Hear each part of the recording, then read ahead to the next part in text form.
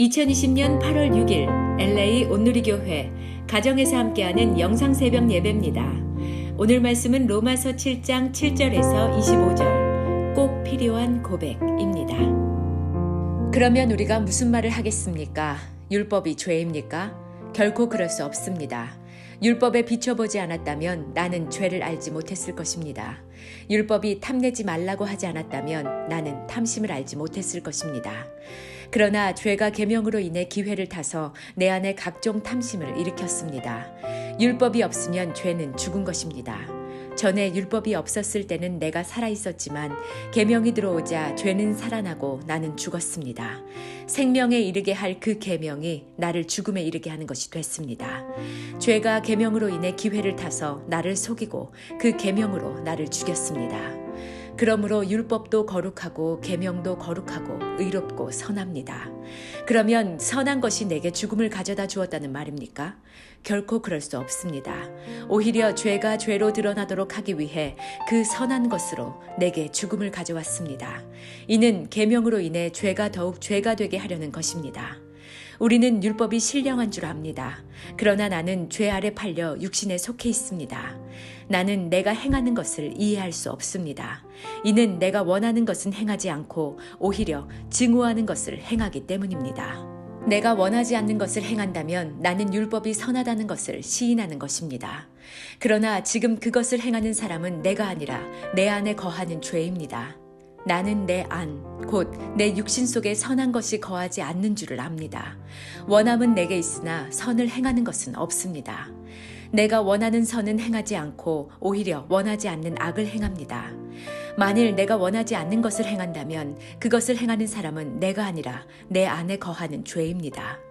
그러므로 나는 하나의 법칙을 깨달았습니다. 곧 선을 행하기 원하는 나에게 악이 함께 있다는 것입니다. 내가 속사람으로는 하나님의 법을 즐거워하지만 내 지체 안에서 하나의 다른 법이 내 마음의 법과 싸워 나를 내 지체 안에 있는 죄의 법의 포로로 잡아가는 것을 봅니다. 아, 나는 비참한 사람입니다. 이 사망의 몸에서 누가 나를 구해내겠습니까? 우리 주 예수 그리스도로 인해 하나님께 감사드립니다. 그러므로 나 자신은 마음으로는 하나님의 법을, 육신으로는 죄의 법을 섬기고 있습니다. 할렐루야. 오늘도 말씀을 통해 예배를 통해 하나님을 닮아가는 귀한 하루 되시기를 축복합니다. 우리 먼저 함께 찬양 드리시겠습니다.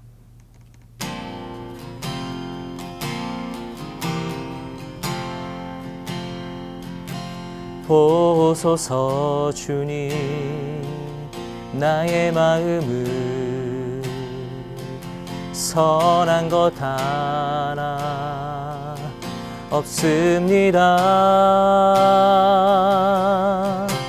그러나 내 모든 것 주께 드립니다. 사랑으로 안으시고 날 새롭게 하소서. 보소서 주님 나의 마음을 선한 것 하나 없습니다. 그러나 내 모든 것 주께 드립니다. 사랑으로 안으시고 날 새롭게 하소서. 주님 마음 내게 주소서. 내 아버지 주님 마음 내게 주소서. 나를 향하신 주님의 뜻이 이루어지도록 주님 마음 내게 주소서. 주님 마음 내게 주소서. 내 아버지 주님 마음 내게 주소서. 나를 향하신 주님의 뜻이 이루어지도록 주님 마음 내게 주소서. 주님 마음 내게 주소서. 아멘. 할렐루야. 8월 6일 목요일 아침입니다. 오늘도 하나님 말씀으로 하루를 시작한 여러분에게 주님의 은혜와 사랑이 가득하시기를 축복합니다. 여러분, 우리가 로마서를 읽다 보면 율법이 마치 악한 것인 것처럼 느껴집니다.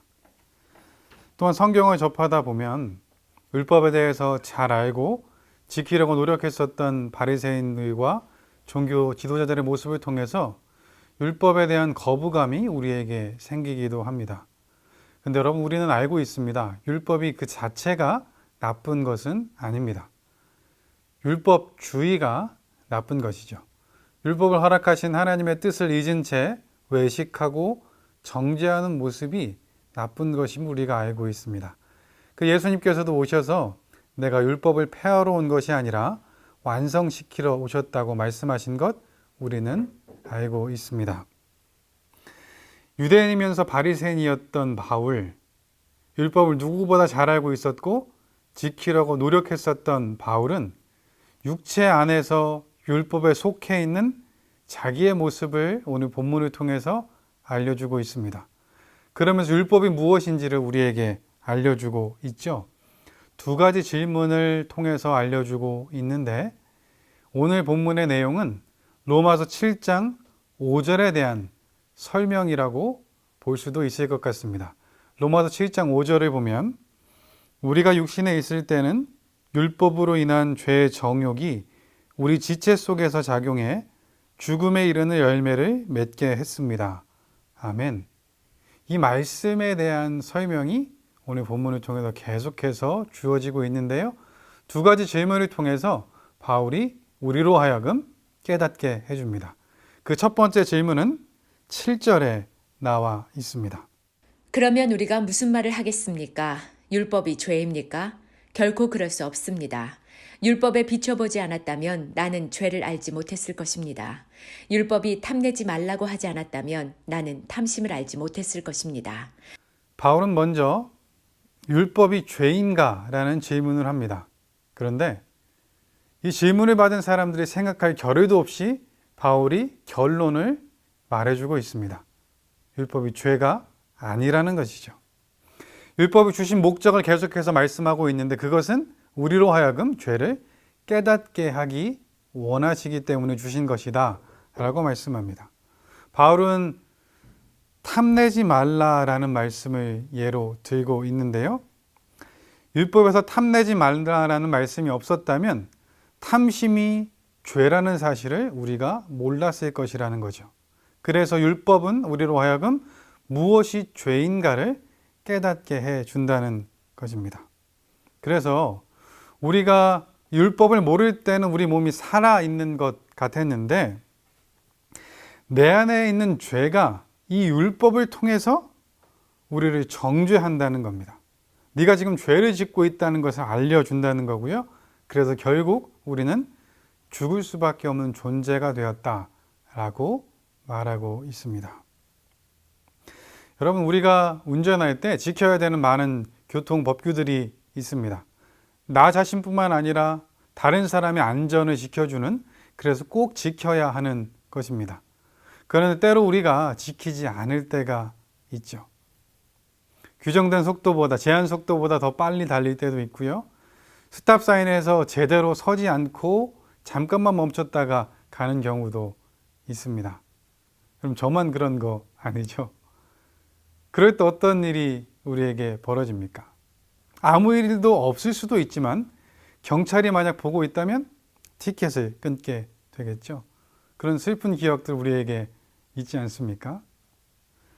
교통법이 우리의 안전을 위해서 있는 것처럼 율법 또한 그 자체는 선한 것입니다. 하나님께서 우리에게 주신 그 율법을 우리가 어겼을 때, 지키지 않을 때 우리의 그 불법에 해당한 것을 유죄 판결 내리는 것, 이것이 율법이라는 거죠. 여러분, 우리가 무엇인가 잘못했을 때 그것에 해당하는 어떤 대가가 있다는 것 알고 있습니다. 모든 것을 보시는 하나님 앞에서 우리는 당연히 깨닫게 되는 거죠. 율법은 죄가 아닙니다. 율법은 우리로 하여금 죄를 깨닫게 하는 것, 잘못 가고 있다는 것을 알려주는 것입니다. 그래서 바울은 율법에 대해서 이렇게 결론을 내리는데요. 12절 말씀입니다. 그러므로 율법도 거룩하고 계명도 거룩하고 의롭고 선합니다. 바울은 율법이 거룩하고 계명도 거룩하고 선하다고 선포합니다. 이는 율법을 주신 하나님께서 그러하시기 때문에 그런 거죠. 하나님 율법을 주신 이유는 우리를 정죄하는 것, 그것을 넘어가서 하나님을 의지하라고 말씀하고 있는 거죠. 바울은 이어서 율법에 대한 또 하나의 질문을 던지고 있는데요. 13절에 나와 있습니다. 그러면 선한 것이 내게 죽음을 가져다 주었다는 말입니까? 결코 그럴 수 없습니다. 오히려 죄가 죄로 드러나도록 하기 위해 그 선한 것으로 내게 죽음을 가져왔습니다. 이는 계명으로 인해 죄가 더욱 죄가 되게 하려는 것입니다. 이 질문은 이것이죠. 선한 것이라고 결론 지은 그 율법이 우리에게 죽음을 가져다 주는 것인가? 라는 질문입니다. 그런데 이번에도 바울은 대답할 사람이 생각할 겨를도 없이 바로 결론을 얘기하죠. 아니라는 겁니다. 율법이 우리를 죽음으로 이르게 하는 것이 아니라 우리 안에 있는 죄가 우리로 하여금 죽게 한다는 것입니다. 바울은 율법이 선한 것임을 알고 있었죠. 그래서 마음속으로 그 율법을 지키고 싶습니다. 그런데 내 육체 안에 있는 그 죄가 자기로 하여금 죄를 범하게 하고 있다라고 이야기합니다. 그러면서 깨달은 것이 하나 있다고 하는데요. 21절 말씀입니다. 그러므로 나는 하나의 법칙을 깨달았습니다. 곧 선을 행하기 원하는 나에게 악이 함께 있다는 것입니다. 이 악이 내 마음에서 하나님의 법을 즐거워하는 그것을 이긴다는 거예요. 그래서 죄의 포로가 되게 하고 있다라고 말하고 있는 거죠. 여러분, 바울이 어떤 사람입니까? 율법을 정말로 잘 알고 그것을 지키려고 노력했던 사람입니다. 우리가 바울 앞에서 의롭다고 얘기할 수 없을 정도로 바울은 겉으로 드러나는 모습으로 완벽한 사람이었죠. 하지만 바울은 알고 있었습니다. 율법을 주신 하나님, 그 하나님의 기준이 무엇인지, 그 마음이 무엇인지를 깨닫고 있었습니다. 예수님께서 말씀하신 그 말씀을 알고 있었던 거죠. 사람들이 율법의 행위만을 가지고 판단하고 있을 때 바울은 하나님이 그 마음도 보신다는 것을 알고 있었습니다. 오늘 탐심을 가지고 바울이 얘기했잖아요. 사람들은 그 탐심의 결과가 나타났을 때 그것을 율법을 가지고 정죄하지만 하나님은 탐심 그 자체를 보신다는 거죠. 심지어 탐심은 우상 숭배다라고 야고보서를 통해서 말씀해 주고 있죠. 율법은 간음이라는 행위를 정죄하지만 예수님의 말씀은 산상수훈에서 어땠습니까? 여자를 보고 음욕을 품는 그 마음도 간음한 것이라고 말씀했습니다. 바울은 이 기준을 알고 있었습니다. 그러니 자기가 죄인이라는 거죠. 죽을 수밖에 없다는 거죠. 여러분, 이것이 율법의 역할인 것 같습니다. 갈라디아에서 나오는 것처럼 우리를 믿음으로 인도하는 초등 선생님 같은 역할을 해줍니다. 마치 아이들에게 이것은 잘못된 거야 라고 말해주는 것과 비슷한 것이죠. 스스로 판단하지 못하는 아이들에게 이것을 하면 안 된다고 얘기해주면 그때는 아이가 그것을 통해서 이것이 잘못된 것이구나 깨닫게 되는 거죠. 율법이 바로 그런 역할이라는 것입니다. 여러분, 잘못했다, 잘못됐다 라는 것을 깨닫는 순간이 변화의 시작입니다. 내가 어쩔 수 없는 죄인이구나 라는 것을 깨닫는 순간이 복음의 시작입니다. 하나님의 은혜가 나에게 필요한 것을 깨닫게 되기 때문이죠. 이 두 가지 질문에 대한 답이 우리로 하여금 우리를 돌아보게 하고요. 우리로 하여금 이 질문으로 이르게 합니다. 질문이라기보다는 또 하나의 고백인데요. 24절 말씀입니다. 아, 나는 비참한 사람입니다. 이 사망의 몸에서 누가 나를 구해내겠습니까? 아, 나는 비참한 사람입니다. 이 고백은 우리의 삶에 꼭 필요한 고백입니다. 여러분, 이 고백이 없으면 우리의 삶의 결국이 비참한 삶으로 마감될 수밖에 없습니다.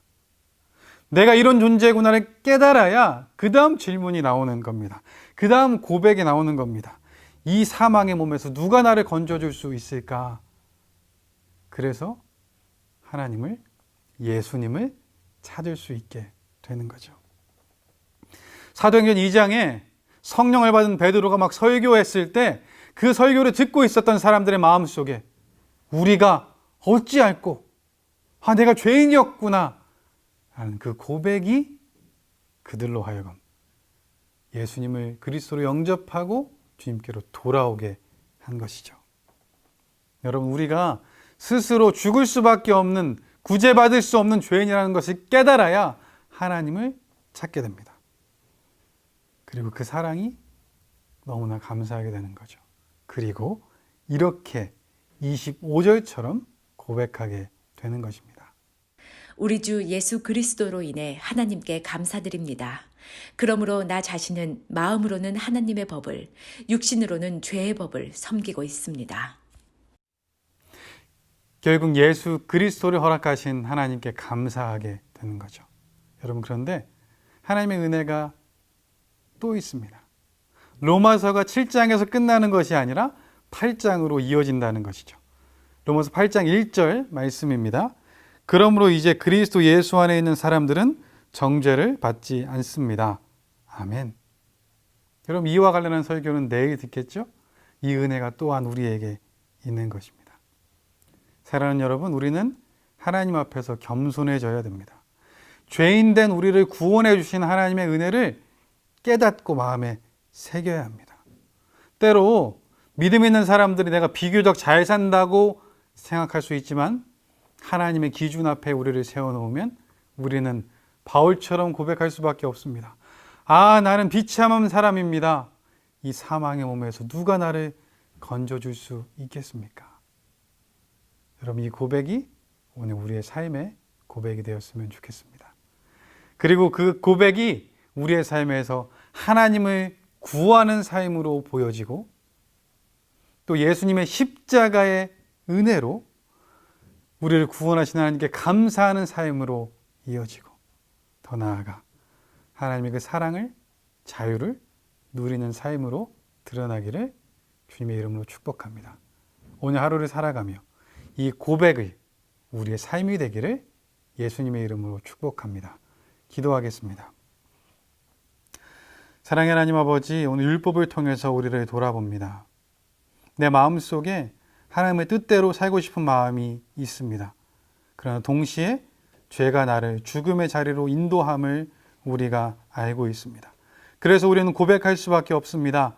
오, 나는 비참한 사람입니다. 이 사망에 오면 누가 나를 건져낼 수 있겠습니까? 하나님, 그래서 주님이 필요합니다. 그리고 하나님께서 그 은혜로 우리를 구원해 주셨습니다. 사랑하는 하나님, 오늘 하루 이 고백을 하며 이 고백에 감사하며 하나님의 은혜를 누리며 살아가는 우리가 되길 원합니다. 그래서 우리의 삶이 하나님 감사합니다, 주님 사랑합니다, 이렇게 고백으로 이어지는 귀한 삶 살게 하여 주옵소서. 모든 것 주님께 맡겨드리며 예수님의 이름으로 기도합니다. 아멘.